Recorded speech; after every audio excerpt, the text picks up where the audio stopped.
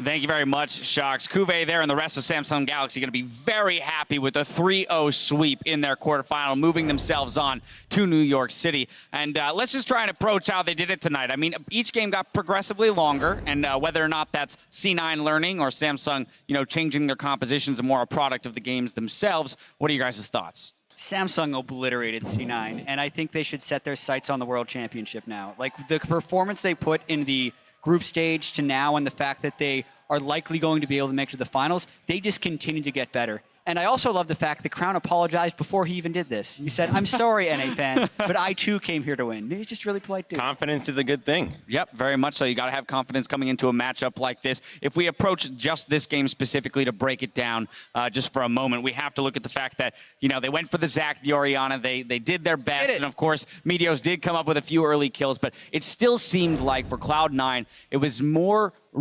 execution errors, riddled with execution in what were moments of maybe good decision-making, just not quite being able to capitalize on it. I mean, the first thing that I noticed is that this is definitely the game where potentially C9 have 3 winning lanes. So even though the Zac is not the highest pressure jungler, especially compared to the Olaf, it's still 3 winning lanes and this long-ranged artillery kind of ganker. So it looked like this could definitely be the game where you snowball early to mid, get a big lead. And although C9 were ahead, they were never ahead by enough given the comp they were facing. So even though it felt like they had momentum in this game, they weren't kind of dotting their I's, crossing their T's, growing a lead. And the fact that Samsung stayed within touching distance of gold throughout the mid game was actually winning for Samsung. Well, it was heartbreaking for me watching the lack of synergy between Cloud9, particularly the ganks in the mid lane. We would have liked to see, once again, Meteos punishing Crown without any summoners, but it just didn't happen. The synergy with the Orianna and the Zac, as cool as it is to see those two champions together, when they pull it off right, they never did it. And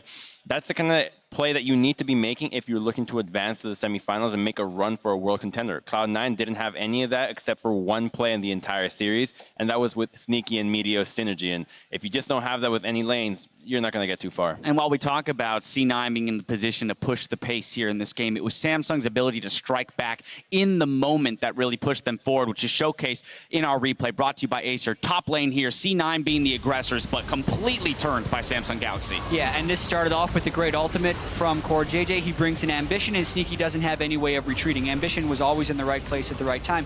But then you also look at the continuation of this fight. Down on the bottom side, you can see the Poppy actually interrupts the teleport coming in from the Jace. That puts Meteos, even though he's able to get 2 kills, in a pretty positive position, but they're able to stop the teleport, and it means Poppy can come in later on the extended fight. Yeah, and once he stops it, he's able to take the bottom turret and then use the wards that were placed earlier by CoreJJ to TP to the top side, and they just need to stall out here. You know you can tank the turret safely with the Tahm Kench. Just wait for the Poppy to get in. They do just that, and even though Jensen mispositions a little bit, there really isn't anything for him to do. They're going to get killed. Well, you talk about the top lane matchup also, the Poppy versus Jace, another solo kill for CuVee in a tough matchup in this game. It's 2 times, not just this time we saw, but there was also a second interrupt on those big teleport plays. So CuVee once again really lighting up the rift. Yeah, and I want to continue and hammer that point there because CuVee is going to be the player who picks up our MVP for the series here. And really, I mean, highlight reel for him. You mentioned the solo kills. I mean, 6 solo kills coming into this series, 5 tonight. I mean, that's absolute insanity. And I touched on this play, on his development, on his Smeb-esque roots. I mean, think about it. He was actually having a very average LCK summer till they finally beat KT. He was the only player to lose all 19 games in that streak. He kind of finally overcame that unstoppable objective in taking down Someday. And since then, he's been a new player. He's taken his play to a different level, and he's been right up there. It used to be Duke, Someday, Smeb. These are the 3 top lane Korean gods. CuVee's not ready to join that list just yet, but damn if he's not really close. And 3 super solid games on 3 different champions with fairly varying playstyles. This guy not only showed dominance, but he did it on a multitude of champions. Exactly. What I loved about his play today is that he had everything. He stopped TPs, he had great TPs, amazing team fights, solo kills, roams, you name it. He was doing everything for the team, and what more would you want out of a top laner? He was just one of the 5 members that was victorious today, and with their win, Samsung Galaxy takes the first spot in next week's semifinals. quarterfinals. They'll face the winner of Sunday's series between Europe's H2K and the LCL's Albus Nox. And gentlemen, as we look at this bracket with the dominance showing the Samsung Galaxy put up, you've already mentioned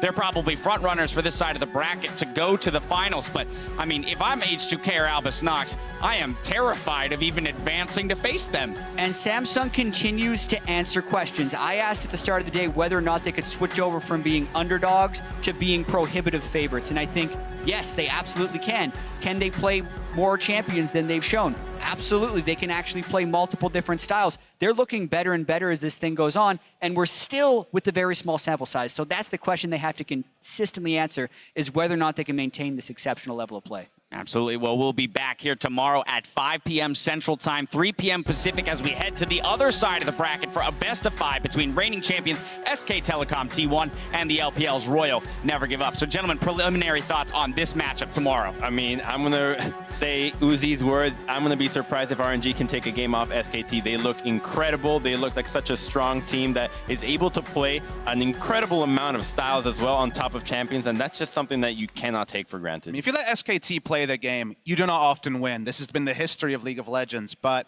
RNG have the skill and can play that really aggressive style on their day to actually take a game early and snowball a win from SKT. So I think RNG can take a single game, but betting against SKT this tournament is an uphill battle.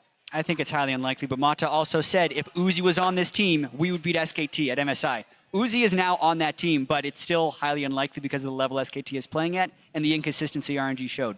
Yeah, I guess that's kind of contradictory. We've got Uzi's statement and Mata's statement, both of them kind of at odds with each other. But be sure to stick around after tonight's show because Quick Shot, Clement, and Azael will recap today's series and preview tomorrow's quarterfinal clash in another edition of Worlds Tonight. Now, for us, though, it's time to sign off. So for myself, the casters, the entire live broadcast crew, thank you all for joining us here in the Windy City, and we'll see you tomorrow.